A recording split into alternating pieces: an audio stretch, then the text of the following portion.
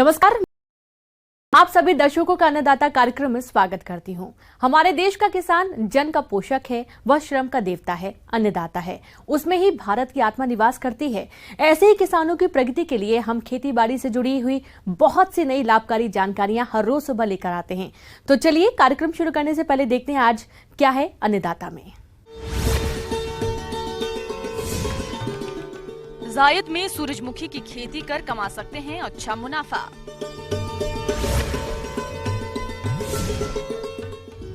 नाडिप compost बनाने का तरीका और इसकी उपयोगिता।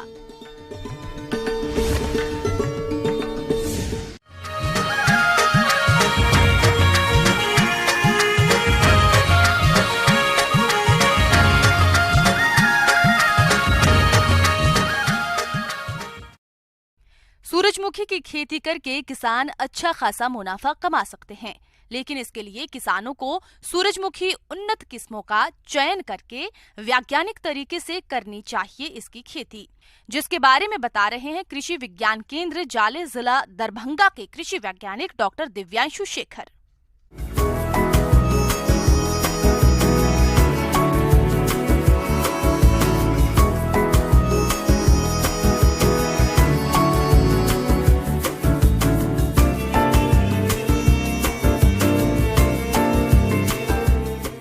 गर्मा फसल में ऐसे किसान जिनका खेत विभिन्न फसलों का ले लेने के बाद अगर उनका 15 फरवरी से लेकर के 15 मार्च के बीच में अगर खेत उनका खाली हो जाता है तो उनके पास बहुत सीमित विकल्प होते हैं अन्य फसलों के लिए। तो ऐसे में जैसे किसान कोई आलू की खेती किया है वो खेत खाली उनका हो जाता है, सरसों किया है उनका खेत खाली हो जाता है, या विभिन्न सब्जियों की जो खेती की है, तो ऐसे में सूरजमुखी की खेती, गर्मा सूरजमुखी की खेती एक अच्छा विकल्प है। और इसके लिए भूमि के चुनाव में हमें पुनः यह ध्यान रखना है कि जल निकासी की व्यवस्था खेत में अच्छी हो, तो ऐसे खेतों में हम सूरजमुखी की खेती कर सकते हैं। सूरजमुखी को मिट्टी की कई किस्मों जैसे रेतली, दोमट से काली मिट्टी में उगाया जा सकता है। उपजाऊ और जल निकास वाली मिट्टी में उगाने पर अच्छी पैदावार मिलती है। खेत की तैयारी के लिए एक जुताई मिट्टी पलटने वाले हल से तथा बाद में 2 से 3 जुताई देसी हल या कल्टीवेटर से करें और खेत की मिट्टी को भुरभुरी कर लें, जिससे कि नमी सुरक्षित बनी रह सके। जहाँ तक उन्नत प्रभेदों की बात करें तो इसमें हाइब्रिड और कंपोजिट दोनों वेराइटी हैं। तो हाइब्रिड में ज्वालामुखी हो गया, KBSH1 है, KBSH44 है, MSFH1, MSFH8 और 17 है, जिसकी उत्पादन क्षमता जो है वो 20 से 25 क्विंटल प्रति हेक्टेयर है। इसमें विभिन्न प्राइवेट कंपनीज के भी बीज उपलब्ध हैं। जहां तक कंपोजिट की बात करते हैं तो मोरेडन, पैराडेविक या DRSF 108 ये ऐसे प्रभेद हैं जिनकी उत्पादन क्षमता 14 से लेकर 16 क्विंटल प्रति हेक्टेयर के आसपास होती है।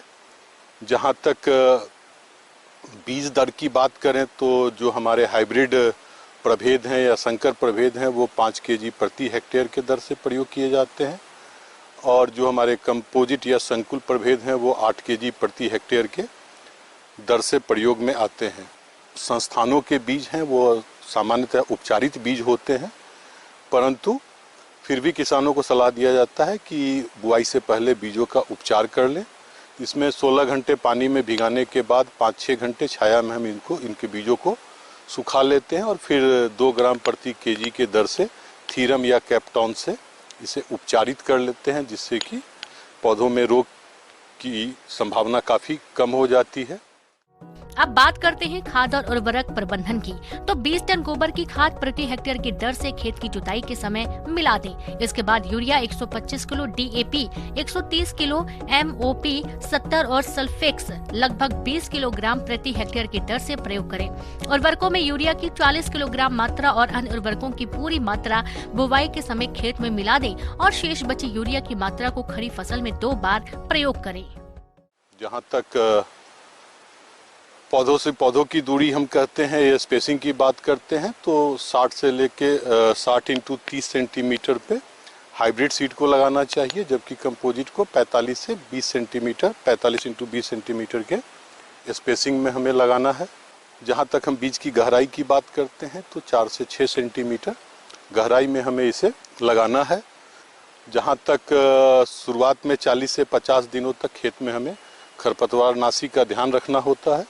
तो जब हमारे पास दो विकल्प हैं कि एक जब हम इसकी बुआई करते हैं तो बुआई के 24 से 36 घंटे के अंदर में जो हमारा पेंडीमेथिलीन हर्बिसाइड है उसका प्रयोग कर देने पे सामान्यतया 1 महीने तक कोई खरपतवार आता नहीं है। 30 या 40 दिनों के गैप में हमें इसकी नमी को सिर्फ देखते रहना होता है और यह जो सिंचाई की संभावना जो है वह भूमि में नमी की उपलब्धता के हिसाब से गर्मा के मौसम में 3 से 5 सिंचाई देने की हमें जरूरत पड़ती है।